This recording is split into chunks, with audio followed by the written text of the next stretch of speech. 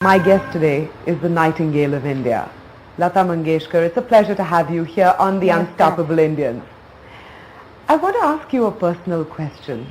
Your voice is a miracle of nature, लेकिन इसके साथ बहुत प्रैक्टिस, बहुत डिसिप्लिन, बहुत ट्रेनिंग भी गया होगा. आप अगर इसको वेटेज असाइन करेंगे, कितना नेचुरल टैलेंट है और कितना डिसिप्लिन और ट्रेनिंग? और नेचुरल टैलेंट जो है वो 75% और बाकी जो है उसमें तो मेहनत तो करनी पड़ती है, रियाज करना पड़ता है, खाने पीने का ये रखना पड़ता है. हालांकि मैं रखती नहीं हूँ. मुझे लोग कहते थे कि मिर्ची खाने से गला खराब होता है. मैं मिर्ची खाती हूँ, अचार खाने से अचार खाती हूँ, दही खाने से. मैं बिल्कुल परहेज नहीं करती हूँ, क्योंकि मेरे पिताजी कहा करते थे कि गाने में परहेज की जरूरत नहीं है. सबसे बड़ा परहेज तो ये होता है कि आदमी अपना गाना जो है वो गाता रहे, मतलब वही करता रहे तो वो अच्छा रहता है. मतलब आपका गला चालू रहना चाहिए. तो वही मैंने किया पूरी जिंदगी. लेकिन जो लेसन्स आपने लिया, थोड़ा डिसिप्लिन तो हुआ होगा? नहीं, वो तो हुआ बिल्कुल. और मैंने अमान अली खां भिंडी बाजार वाले थे, उनका गंडा बांधा था और मैं उनसे सीखती थी, रियाज करती थी घर में.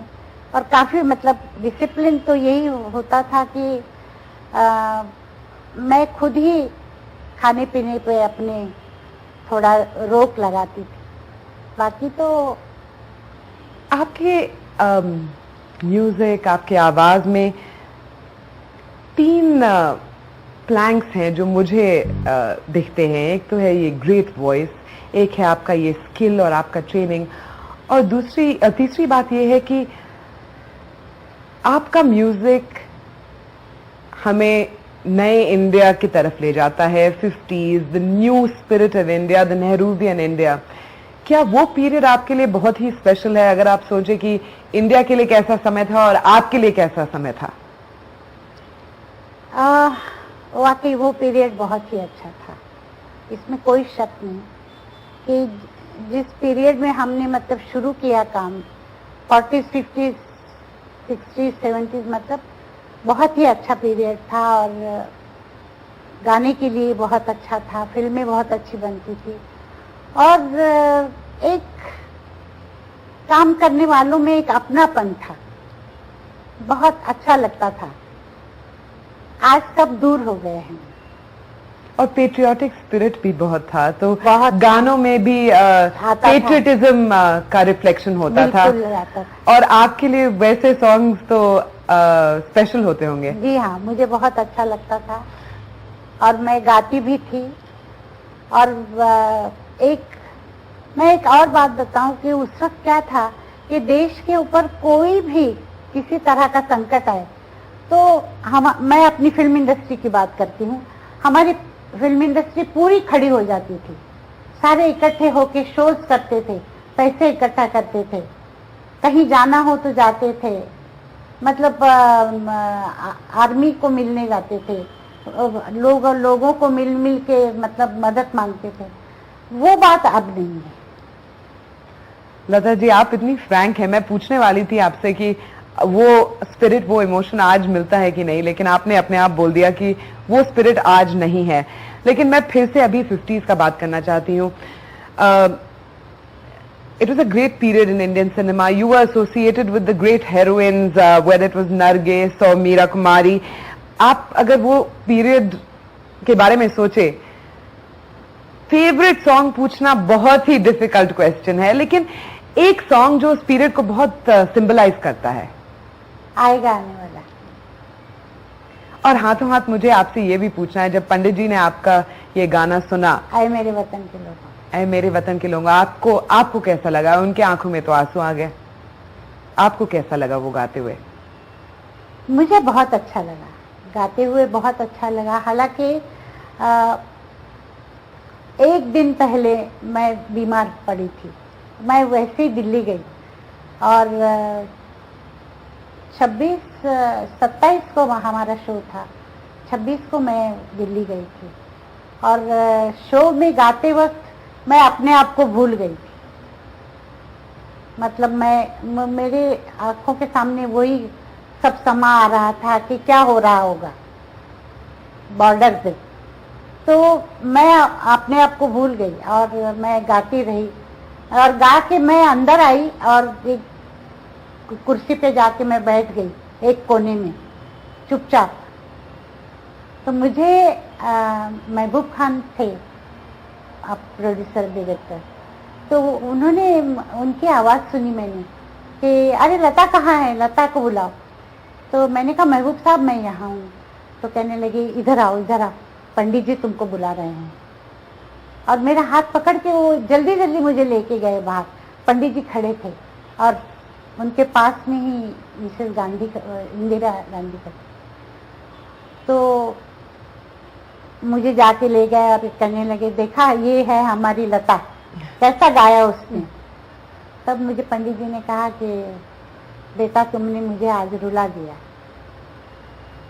घर कब आ रही हो, शाम को आ रही हो ना। मतलब उनके यहाँ चाय पे बुलाया था। तो सारा ही मतलब अलग ही एक समा था। मैं I want to go back right to the beginning. और आपके पूरे फैमिली में आप जहाँ देखिए सारे म्यूजिशियंस ही हैं। आपके फादर भी म्यूजिशियन थे, एक्टर भी थे। कैसा माहौल था घर में? क्योंकि ये लगता है कि मंगेशकर सरनेम के साथ म्यूजिक आता है। नहीं, माहौल हमारे घर में जब पिताजी थे, मैं तो बहुत छोटी थी, तो गाना तो दिन भर ही होता था। जो हमारे ड्रामा कंपनी थी तो वो, पर पिताजी बहुत कंजर्वेटिव थे। मुझे मतलब बच्चों को नाटक देखने जाना वगैरह उनको अच्छा नहीं लगता था, घर में ही रखते थे। और कपड़े भी वो पसंद करके ही हमारे लिए लेते थे। और कुछ बातें मतलब उनकी थी कि ये कुंकू लगाना चाहिए, हाथों में चूड़ियां होनी चाहिए, बहुत ये थे, मतलब पर्टिकुलर थे, बहुत पर्टिकुलर थे। और मेरी मदर 9 यार्ड साड़ी पहनती थी, जो हमारे महाराष्ट्र में पहनते हैं वैसे 9 यार्ड।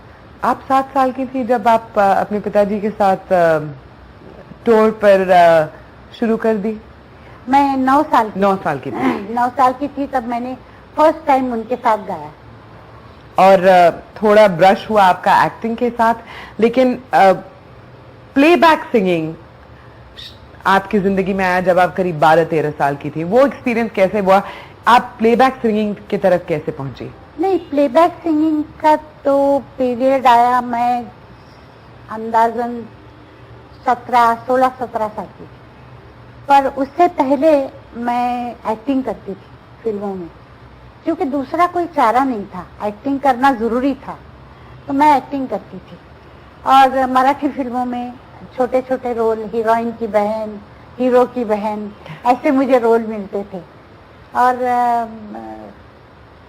मुझे अच्छा नहीं लगता था, पर काम करना जरूरी था, क्योंकि मेरे घर में उस वक्त हम 4 बहनें, भाई और माँ, मेरी मौसी की बेटी थी, वो भी थी मेरे साथ। और रिस्पॉन्सिबिलिटी आप पर था? हमारे ऊपर, हाँ मेरे ऊपर। और उसके बाद प्लेबैक सिंगिंग की तरफ आप कैसे बढ़ी? प्लेबैक सिंगिंग के जब जिनकी कंपनी में मैं थी, बेबी नंदा को आप जानते हैं ना, उनके पिताजी थे मास्टर विनायक, वो बहुत अच्छे डायरेक्टर थे और एक्टर भी थे। उनकी कंपनी थी प्रफुल्ल पिक्चर्स, उसमें हम लोग काम करते थे। तो उनकी डेथ हो गई यहाँ बॉम्बे में 47 में उनकी डेथ होने के बाद मुझे प्लेबैक, मतलब मैं चाहती थी कि प्लेबैक गाऊं, मुझे एक्टिंग करना पसंद नहीं था। तो ऐसा कुछ मौका मतलब मिला मुझे कि एक हरिश्चंद्र बाली नाम के म्यूजिक डायरेक्टर थे, उनको मुझे उनके पास कोई ले गया और उन्होंने मेरा गाना सुना और वहाँ से मैंने प्लेबैक सिंगिंग शुरू की। मैं आपसे पूछना चाहती हूँ, उस समय बॉम्बे की फिल्म इंडस्ट्री में आप, you were a young girl, Was it a struggle to work in the industry in those days? कोई परेशानी थी कि काफी comfortable atmosphere था? नहीं, क्या था कि मुझे ना कुछ मालूम ही नहीं था कि क्या होता है। अभी मैं आपको हंसी आएगी सुन के कि मैं जब प्लेबैक मैंने शुरू किया तो मैं बॉम्बे टॉकीज में जाके बैठती थी, तो एक कोने में मैं बैठी रहती थी। मुझे नहीं मालूम था कि यहाँ कैंटीन है, यहाँ चाय मिलती है या खाना मिलता है। मैं बैठी रहती थी सारा दिन, भूखी प्यासी, कुछ नहीं, काम करके चली आती थी। और बाद में मुझे एक दिन एक किसी डायरेक्टर के असिस्टेंट थे, वो आके मुझे कहने लगे कि लता तुम खाना खाओगी? मैंने कहा यहाँ खाना कहाँ से आएगा, अभी घर जाके ही खाना खाऊंगी। कहले नहीं तुम चलो, मेरे साथ चलो, मैं तुमको खाना खिलाता हूँ। तब मुझे मालूम हुआ कि कैंटीन होता है स्टूडियो में। नहीं तो मैं एक अपने कमरे में बैठी रहती थी, मैं बिल्कुल जानती नहीं थी। तो स्ट्रगल समझिए, ट्रेन से जाना पड़ता था, कई मर्तबा पैदल, कई मर्तबा टांगा मिल जाता था तो टांगे से। तो ये तो स्ट्रगल था, पर उस वक्त महसूस नहीं होता था। काम करने की इतनी इच्छा होती थी कि महसूस नहीं होता था।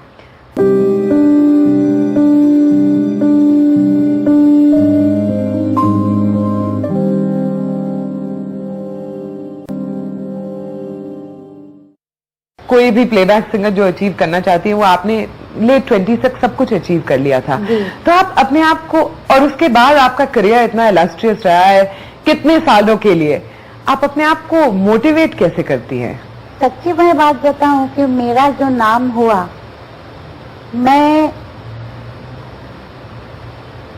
कभी समझ ही नहीं पाई, और मुझे कभी ऐसा लगा ही नहीं कि मैं बहुत बड़ी प्लेबैक सिंगर हूँ या मेरा बहुत नाम है। ऐसा अभी भी नहीं लगता है। मुझे लगता है जो मैंने किया या जो मुझे मिला है वो भगवान की देन, मेरे माता पिता का आशीर्वाद है। मैं खुद कुछ नहीं हूँ। इससे एक रिलेटेड क्वेश्चन है, जब आप गाना शुरू करती हैं, आपके दिमाग में, आपके माइंड में आप क्या सोचती हैं? क्या आंख बंद करके बस वर्ड्स पर कंसंट्रेट करती हैं? आपका क्या सीक्रेट है? मैं ज्यादा कंसंट्रेट करती हूँ सिचुएशन, कौन गा रहा है पिक्चर पे, और बोल क्या है और मूड क्या है गाने का, वो मैं ज्यादा सोचती हूँ। क्योंकि वो फीलिंग्स आनी चाहिए, वो मतलब उसमें बोलों के साथ आवाज भी कुछ काम करे, ये मैं सोचती हूँ। लेकिन the technique has change so much.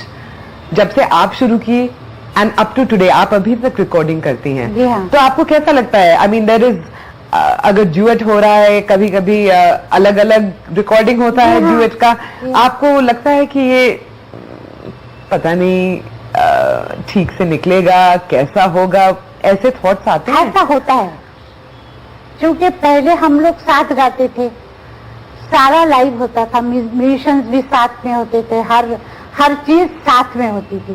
तो उस वक्त हम एक दूसरे के गाने को एक रिस्पांस दे सकते थे।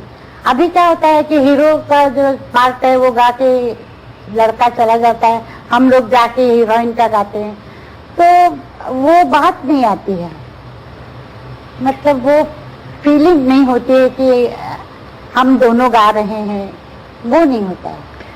But you still manage to motivate your yourself अभी तक रिकॉर्डिंग कर रही हैं। अभी आपका एक रिकॉर्डिंग है जो कंबाइन करेगा इंडियन सिंगर्स पाकिस्तानी सिंगर्स के साथ। ऐसे इनिशिएटिव्स आपको एक्साइट करते हैं? जी हाँ, एक्साइट तो करते हैं। आप क्या करेंगी इस एल्बम में? इस एल्बम में तो मैंने गाया है, और मैंने आपको बताया, शायद बताया नहीं मैंने, कि हम लोग इंडो पाक ये ऐसा रिकॉर्ड का सोचा है, और उसमें 4 आर्टिस्ट पाकिस्तान के हैं और 4 इंडिया के हैं। पर एक डुएट उसमें मैंने गाया है जो मेहदी हसन साहब के साथ गाया है। मेहदी हसन साहब काफी बीमार है, अभी वो गा नहीं सकते हैं, पर उनका पुराना एक गाना मिला मुझे जो कहीं आया नहीं था। उस गाने को हमने डुएट करके रिकॉर्ड किया है। ये आजकल जो नई टेक्नोलॉजी है उसमें ये फायदा है ये फायदा है कि हम लोग किसी का भी गाना लेके उसमें गा सकते हैं। Lata ji, I want to take a step back. आप अपने करियर को देखती हैं, अपनी जिंदगी को देखती हैं, आपको एक ऐसा मोमेंट है जो सबसे ज्यादा सेटिस्फैक्शन आपको देता है? अवार्ड्स तो मैं मेंशन भी नहीं करूंगी क्योंकि आपको इतने सारे अवार्ड्स मिले हैं अपने करियर में और सब हम जानते हैं, सब गाने हम जानते हैं, लेकिन एक मोमेंट है जो आपको पर्सनली बहुत ही ज्यादा सेटिस्फैक्शन देता है। एक मोमेंट ऐसा लाइफ में कई बार आया है और आगे भी आए भगवान करे, वो ये है कि मेरा गाना अगर जैसे मैं चाहती हूँ वैसे मैं गाऊं, वो जो मुझे सेटिस्फैक्शन देता है वो और कोई नहीं देता। और उसकी जज आप ही हो सकती हैं। उसकी जज मैं ही होती हूँ क्योंकि मैं आपको बताऊं, मैं जितने गाने गाती हूँ मुझे खुद को अच्छे नहीं लगते। मैं रिकॉर्ड होने के बाद सुनती नहीं हूँ, मैं चली जाती हूँ शुरू से। पर जिस दिन मुझे लगता है कि मैं आज इस गाने को न्याय दे रही हूँ, बराबर गा रही हूँ, वो मुझे बहुत खुशी होती है। और ऐसे बहुत सारे मोमेंट्स हुए होंगे आपके करियर में। इसका फ्लिप साइड, एक मोमेंट जो आपको अभी तक पेनफुल लगता है जब आप उसके बारे में सोचती हैं, ऐसा कोई मोमेंट है? मेरे पिताजी की डेथ हुई है, सबसे ज्यादा मतलब मुझे दुख हुआ वो, और उसके बाद मेरी माता जी की डेथ हुई तब।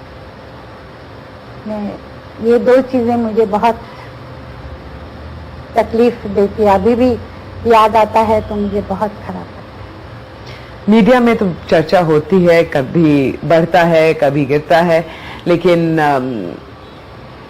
आपका और आशा भोसले का राइवलरी, लेकिन जैसे घर के पिक्चर्स देखते हैं आप लोग सब तो एक साथ हैं। हाँ। आप क्या इन रिपोर्ट्स को पढ़ के आप क्या सोचती हैं? क्या सोचूं मैं बस पढ़ती हूँ और चुप हो जाती हूँ लेकिन आपका सिंगिंग स्टाइल का बहुत ही डिस्टिंक्ट है उनके सिंगिंग स्टाइल से। आपके शब्दों में क्या डिफरेंस है?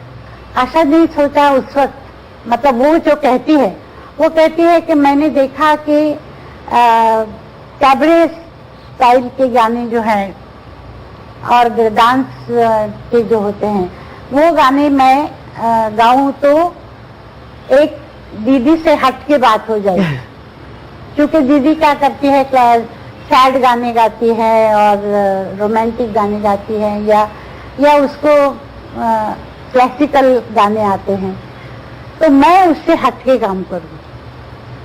हालांकि आशा वर्सेटाइल आर्टिस्ट है, हर तरह का गाना वो गा सकती है, सैड सॉन्ग भी गा सकती है और उसके चले भी हैं गाने। फैमिली में ही इतना सारा टैलेंट हो तो सबको अलग अलग पाथ ढूंढने पड़ते हैं। Again Lata ji, this is an unfair question, लेकिन आपने कहां से शुरू करूं? 40s, 50s, 60s, 70s, 80s, 90s, सारे कंपोजर्स, सारे एक्ट्रेसेस के साथ काम किया है, लेकिन ऐसा एक कंपोजर है जो आपको लगता है कि आपके आवाज को सबसे अच्छी तरह से sort of प्रेजेंट किया है, पेश किया है। एक कोई है जो आपके मन में स्पेशल निकलते हैं इस तौर पर? नहीं, ऐसा तो मैं नहीं सोचती हूँ क्योंकि मैं आपको बताऊं कि जितने म्यूजिक डायरेक्टर्स पहले थे और जिनके साथ मैंने गाया है, उन सब ने मेरी आवाज को अपने ढंग से अच्छी तरह से पेश किया है, ये मैं सोचती हूँ।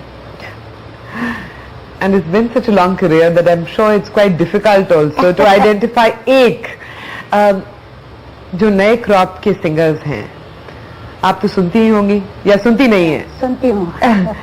आपको क्या क्वालिटी और टैलेंट से जॉय मिलता है कि?